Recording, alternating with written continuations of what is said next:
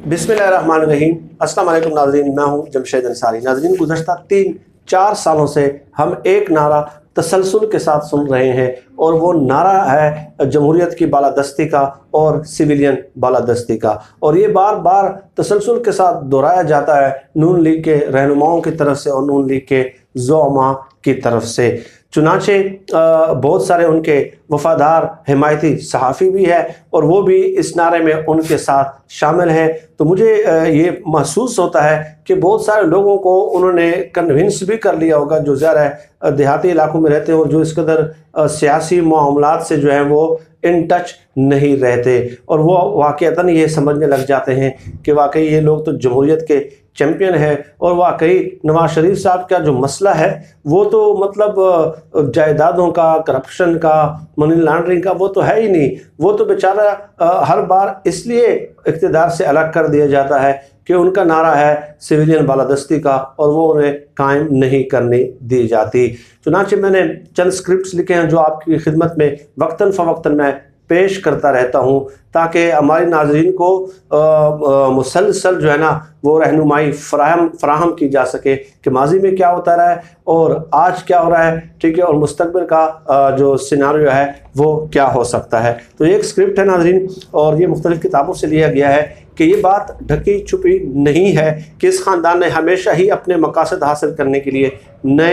नित नए हरबों का इस्तेमाल किया है। ये जो जमहूरियत के बालादस्ती के अलमबरदार हैं, एक वक्त वो था जब इस ख़ानदान के अकाबरीन और बुज़ुर्ग फ़ौजी इदारों से ठेके हासिल करने और टेंडर पास करवाने और उसके बाद बिलों के हुसूल के लिए एक दफ्तर से दूसरे दफ्तर तक जूतियाँ चटखाते फिरते थे। फिर अचानक उन पर किस्मत की देवी मेहरबान होने लगी, जिसके नतीजे में पहले इत्तेफाक फाउंड्री मिली, फिर इंडस्ट्रीज़ मिली, फिर पंजाब के बड़े सनतकार बने। नाज़रीन, ये बात याद रखें कि जुल्फ़िकार अली भुट्टो ने इनकी जो इत्तेफाक फाउंड्री है वो रियासती तहवील में, कौमी तहवील में ले ली थी, लेकिन उसके बाद जो है जनरल ज़िया ने उनको जो है ये इत्तेफाक फाउंड्री वापस दिलाई थी। अच्छा, फिर वजारत मिली, उसके लिए उस सब के लिए बहरहाल मुख्तलिफ़ फ़ौजों की सरपरस्ती हासिल की थी, खा वो इत्तेफाक फाउंड्री की मसनूआत की फ़रोख्त का मामला हो या फिर सियासत में एंट्री का मामला हो। हर कदम पर शरीफ ख़ानदान अफवाज पाकिस्तान का मरहून मिन्नत रहा है। ये तारीख़ में आपको बता रहा हूँ, और ये इस पर अगर वो चैलेंज करना चाहते हैं तो मैं सबूत भी पेश करने को तैयार हूँ। एक नहीं, दो नहीं, 10 नहीं, दर्जनों सबूत पेश करने को तैयार हूँ। जब तक उनके पास सूबाई वजारत ख़जाना थी उस वक्त तक तो इस ख़ानदान में बड़ी ही आजिज़ी और इनकिसारी थी, मगर फिर अचानक ही वजारत आला मिलने के बाद यकदम पाकिस्तान के वज़ीर आज़म हाउस के मालिक बन बैठे। इन अचानक इनकलाबात के नतीजे में इस ख़ानदान का रवैया बदल गया। उन्होंने इक़्तिदार में आने के बाद सबसे पहला जो काम किया वो ये था कि जिनकी बदौलत वो इक़्तिदार में आए थे उन सब की ऐसी की तैसी करना शुरू कर दी। ये शरीफ ख़ानदान है कि जो सियासत में और कारोबार में एक एक कदम पे मुख्तलिफ़ फ़ौजी शख्सियात के, यानी कि जनरल जिलानी वग़ैरह और ब्रिगेडियर क़यूम वग़ैरह, इस तरह के बहुत सारे नाम हैं, उनके मरहून मिन्नत रहा है और उन्होंने उंगली पकड़ के इनको चलना सिखाया। और जनरल जिलानी ने तो बाकायदा इनका ज़िया-उल हक़ के साथ तारुफ़ कराया, बाकायदा उनसे दरख्वास्तें की, सिफारिशें की। इस तरह ब्रिगेडियर क़यूम भी उनके घरों के चक्कर लगा देते और उनको बहुत ज़्यादा इंट्रोड्यूस कराया। लेकिन जब और बहुत सारी जगहों पे ये भी लिखा हुआ है कि ये कदमों तक में झुक जाते थे अपना काम निकलवाने के लिए। जैसे कि पीर पगाड़ा ने कहा था कि जब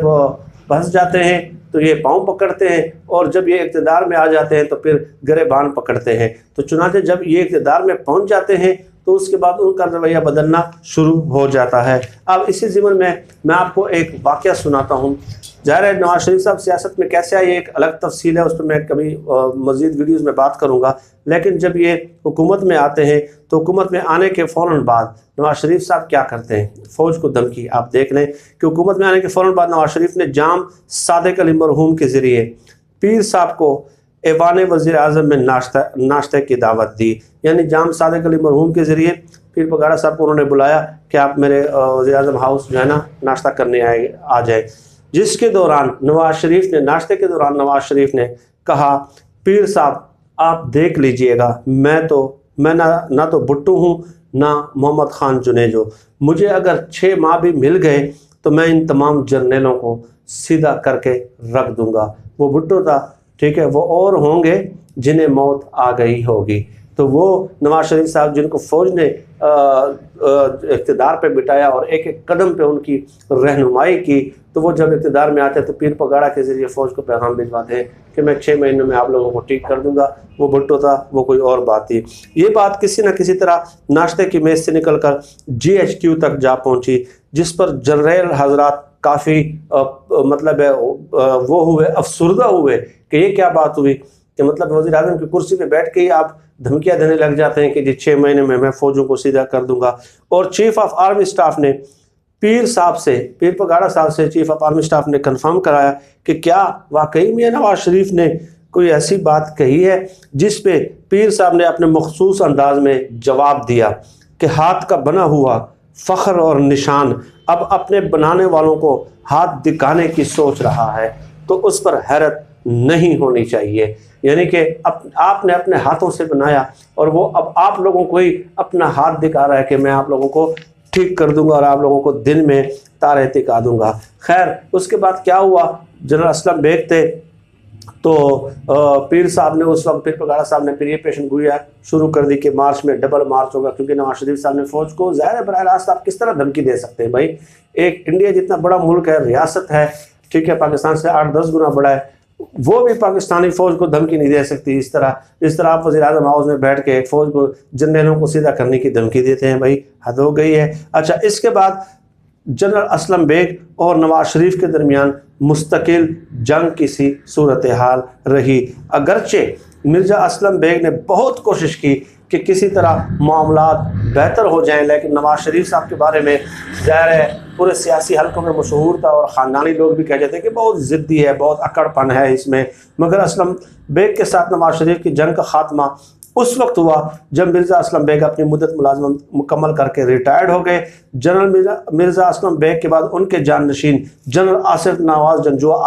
ایک پیشہ ور اور پروفیشنل فوجی تھے اور فوج کے معاملات تک ہی اپنے آپ کو محدود رکھنا چاہتے تھے، مگر یہ میاں نواز شریف ہی تھے کہ جنہوں نے اپنے ارادوں میں جنرل آصف نواز کو حائل دے کر ان کے خلاف مہم چلانے کی کوشش شروع کی۔ یعنی اسلم بیگ تو چلے گئے، اس وقت تک ان کے تعلقات ٹھیک نہیں ہوئے نواز شریف کے ان کے ساتھ۔ پھر آصف نواز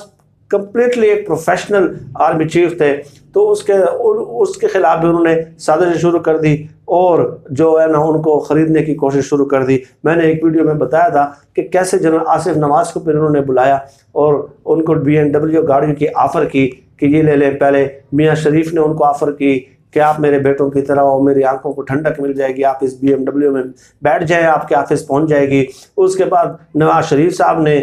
شہباز شریف صاحب نے ان کو آفر کی کہ BMW لے لے، بابا جی کہتے ہیں، ابا جی کہتے ہیں، ابا جی کہتے ہیں، لیکن جب انہوں نے بھی ان سے بھی لینے سے انکار کر دیا، پھر نواز شریف صاحب نے خود براہ راست BMW گاڑی کی آفر کی تو انہوں نے انکار کر دیا آصف نواز نے۔ اس کے بعد نواز شریف نے کہہ دیا، مختلف مجالس میں کہنا شروع کر دیا کہ اس میں اتنی اکڑ ہے، اتنا غرور ہے، میں ان کا غرور اور اس کی اکڑ نکال دوں گا اور اس کو ٹھیک کر دوں گا۔ اب آپ بتائیں کہ کرپشن نہ لینے پر پہلی بار کوئی وزیر اعظم آرمی چیف کو دھمکی دے رہا ہے۔ جنرل آصف نواز جب اپنے کولیگز کے ساتھ ظاہر ہے GHQ میں یا کسی آفس میں ظاہر ہے کہیں بھی بیٹھے ہوں گے تو انہوں نے کہا کہ یار یہ کس قسم کے لوگ ہیں۔ میری پہلی ملاقات تھی ان کے ساتھ اور پہلی ملاقات میں ان کے والد نے جو ہے نا مجھے رشوت کی پیشکش کر دی، اور جنرل آصف نواز نے اس کے بعد طے کر لیا تھا کہ جو وزیر اعظم اور آرمی چیف کے درمیان جو پروفیشنل امور ہوتے ہیں، ریاستی معاملات ہوتے ہیں، میں اسی پروفیشنل مینر سے ہی ہینڈل کروں گا اور اس کے علاوہ ان کے ساتھ کوئی فالتو جو ہے irrelevant کوئی تعلق نہیں رکھوں گا، کیونکہ انہوں نے ان کے ارادے بھانپ لیے تھے۔ لیکن چونکہ انہوں نے رشوت لینے سے انکار کر دیا تھا، اور رشوت اس لیے دے رہے تھے کہ میں نے ہمیشہ آپ لوگوں سے ایک بات کی ہے، ہمیشہ یہ بات یاد رہے ناظرین، کہ جو کرپٹ حکمران ہوتا ہے وہ اپنے ماتحتی اداروں میں لوگوں کو کرپٹ کرتا ہے تاکہ ان کے ذریعے وہ کرپشن کر سکے اور اپنی منمانی کر سکے، وہ جو کچھ اس کے دل میں آئے وہ کرتا رہے، لیکن اسے کوئی روکنے ٹوکنے والا نہ ہو۔ یہ نواز شریف صاحب کی ہسٹری تھی، ٹھیک ہے، اور لوگ کہتے ہیں کہ وہ فوج میں آئے کس طرح، اقتدار میں آئے کس طرح، کاروبار چلائے کس طرح، ٹھیک ہے، اس کے بعد کیسے انہوں نے آنکھیں دکھانا شروع کر دی، کیسے دھمکیاں دینا شروع کر دی، کیسے آرمی چیفوں کو کرپشن کی پیشکش کرنا شروع کر دی، اور آج یہ لوگ جو ہے نا جمہوریت کے چیمپئن اور جمہوریت کے علم بردار بنتے ہیں۔ تو ان لوگوں کو کیا پتہ، ان لوگوں نے کیا یہ سمجھا ہوا ہے کہ صرف یہ حامد میر اور سہیل وڑائچ لوگ، ان کو اللہ تعالیٰ نے عقل، یہ صرف تعلیم یافتہ ہیں، بی اے پاس ہیں میرے خیال میں، ٹھیک ہے، بی اے پاس، اور دوسرے لوگوں کو کتابیں پڑھنا نہیں آتا، وہ ہسٹری سے متصف نہیں ہے، ہسٹری کا نالج نہیں رکھتے۔ بھائی آج کل کے دور میں کیا ریسرچ کرنا کیا ہوتا ہے اور کتاب پڑھنا کیا ہوتا ہے، ٹھیک ہے، ایک نیٹ کھول لے، گوگل پہ آپ جائیں، آپ کے سامنے دنیا جہان کی ساری کتابیں آ جاتی ہے۔ تو خیر یہ ایک واقعہ تھا جو آپ لوگوں کی خدمت میں پیش کرنا ضروری تھا۔ آج کے لیے اتنا ہی ناظرین، مزید بھی اس قسم کے واقعات اور مزید بھی سیاسی تاریخ کے حوالے سے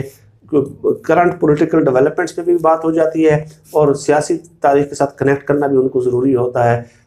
ناظرین آپ سب لوگ اپنا بہت بہت خیال رکھیے گا، مجھے اپنی دعاؤں میں خصوصی طور پر یاد رکھیے گا۔ اللہ ہم سب کا حامی و ناصر ہو۔ پاکستان زندہ باد، اللہ حافظ۔